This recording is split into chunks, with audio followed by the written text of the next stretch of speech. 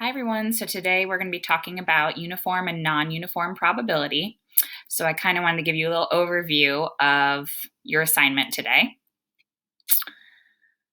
So first of all, you obviously have your checklist here, and you're currently watching the video above, so you can go ahead and check that part off. Make sure that you are checking your work using the answer keys that I'm posting in Schoology. Obviously, you're on the honor system with that, so please try your best on the assignment before you check your work using the answer key. You have an assignment below, and then you also have a Flipgrid challenge. Some of you have already started to do this, so I'm loving seeing what you're coming up with for our lip sync battle. Make sure you click your periods link on the document here so that you get to the right Flipgrid. And then don't forget to practice on Mathia also today. Depending on when you're getting this assignment, hopefully our meeting time hasn't passed, but there are 2 meetings this week on Tuesday and Thursday, same as last week.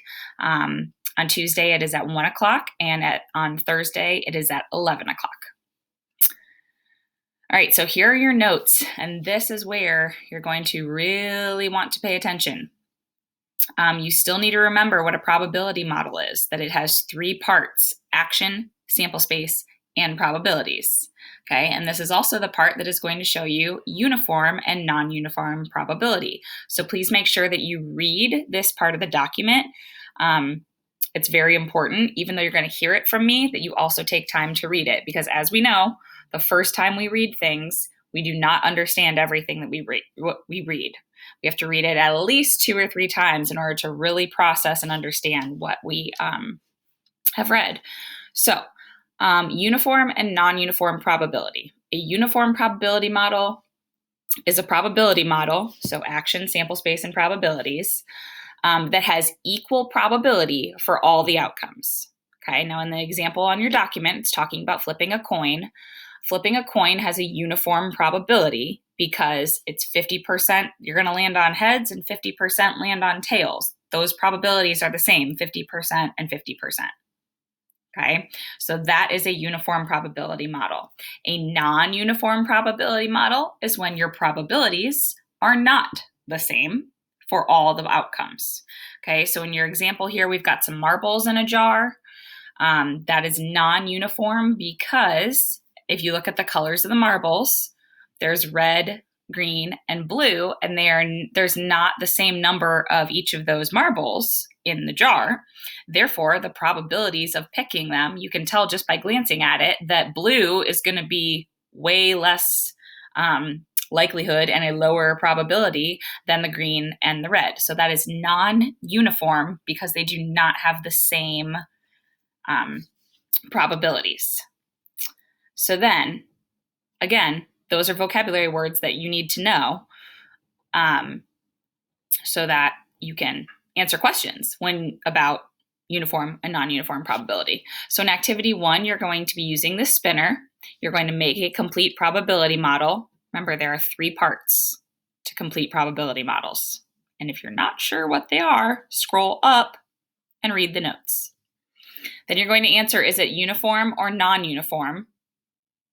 If you're not sure about that, scroll up or rewind and re-listen to what I just said. And then find each probability. I want to talk about this question. For the probability of red or orange. So if you look at this first one right here. Find each probability of red or orange. Okay. That is asking you, what is the probability that you land when you spin it, that it lands on either red or orange?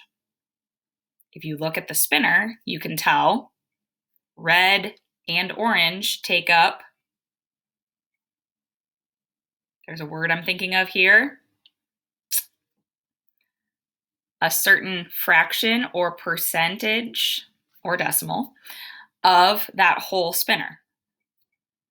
So you're looking at red and orange together. Even though it says or, that means your whatever it lands on is either red or orange. What's the chances that it's red or orange? Okay. If you're thinking about the primary colors, this is bringing in some art knowledge. Remember your primary colors. If you're not sure what they are, you could Google it. How many of those results or outcomes are primary colors out of how many total outcomes are there? There's your fraction. Okay, or percent or decimal, because for probability, we can write fraction, decimal, or percent. Probability that it is not blue. So how many of those on there are not blue out of how many total? There you go. And then finally, the probability of landing on orange, probably the easiest one out of these. Okay, so that's what you're going to do for this part of the activity. On activity 2, it's very similar. Make a complete probability model. Again, if you don't remember what that is, scroll up. It's in the notes up there. Is it uniform or non-uniform? And then find each probability, red or yellow. So how many of them are red or yellow out of the entire thing? How many total outcomes are there? Okay, primary colors again. Probability of landing on something that's not blue. And then the probability of landing on yellow or green, which is going to be similar to, the thinking is going to be similar to red or yellow. How many of them are either red or yellow? How many of them are yellow or green out of how many total outcomes are there that are possible? Okay, and then the last section, you're going to be doing a little assessment. Okay, this is going to take you over all of the things we've learned about probability. Okay, theoretical probability, experimental probability. So maybe before you start this assignment, you might want to go review the notes for theoretical and experimental probabilities. Remember, we've talked about theory being the theoretical and the experiment being the experimental probabilities. Okay, so you might want to go review your notes before you do this little assessment, just so that you're prepared. And I think that's it for today. So I hope you guys have a good day. Message me with questions or pop in at one of our virtual meetings.